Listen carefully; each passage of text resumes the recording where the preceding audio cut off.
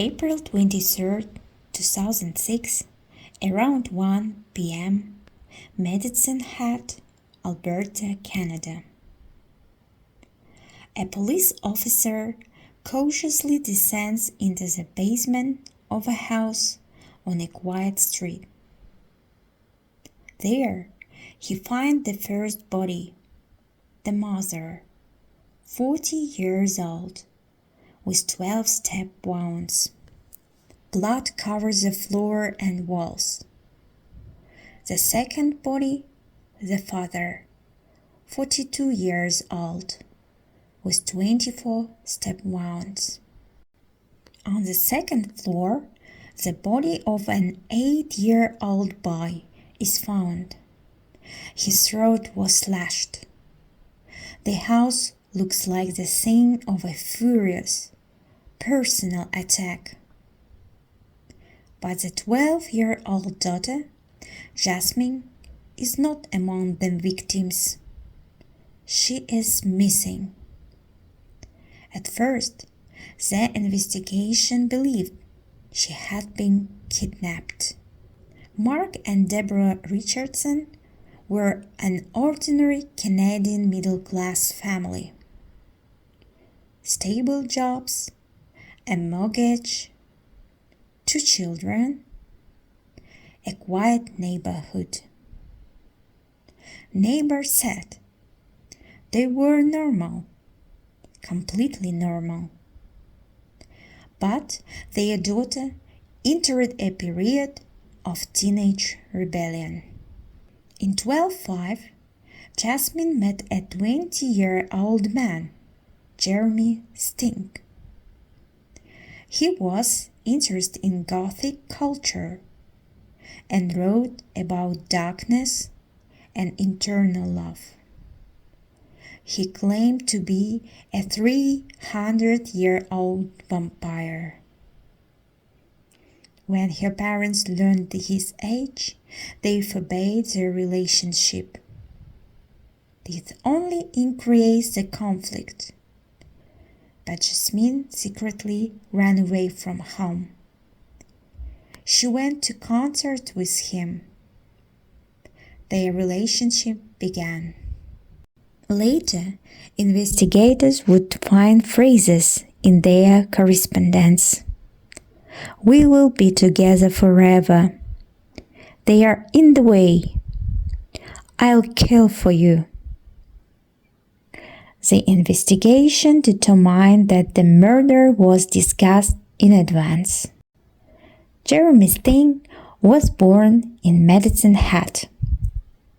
According to him and his mother, his childhood was marked by violence and instability.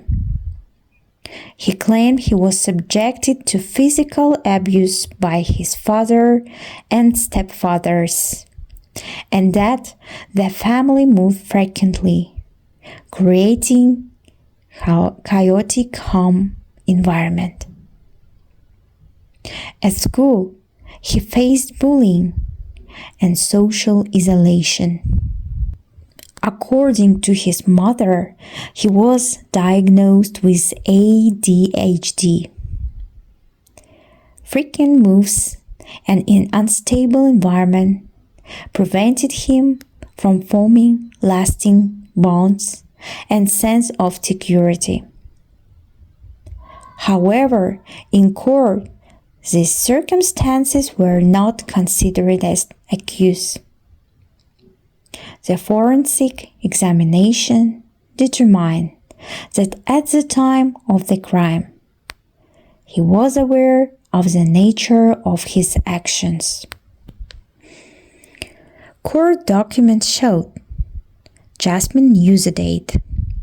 She led him into the house. She understood what he intended to do. April 13th, 26, late evening. Jeremy entered the house under the influence of drugs. Deborah heard a noise in the basement and went down to investigate. The attack was quick but brutal. She tried to defend herself and received more than 12 stab wounds. Mark tried to resist. He fought back with a screwdriver, stabbing the attacker in the eye. He was also killed with a knife. The most shocking was the murder of the 8-year-old brother.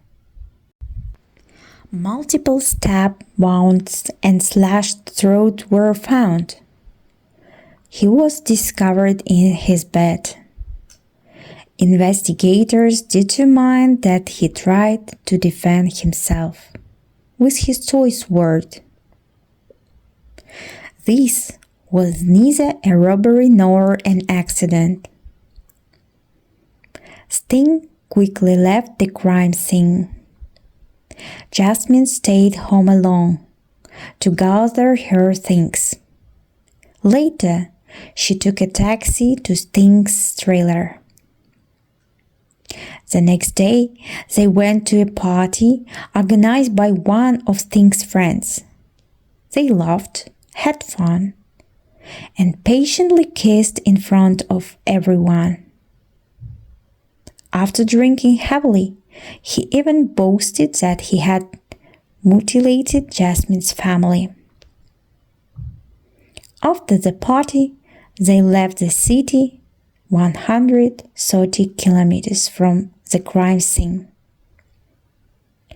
They stopped to visit acquaintances and rode to France, showing no sign of panic. A few days later, the police arrested them in a neighboring town. During the search, bloody clothing was found. During questioning, Jasmine said, "I thought it would be easier." November 8, 2007. The trial became a sensation in Canada. She was only 12 years old.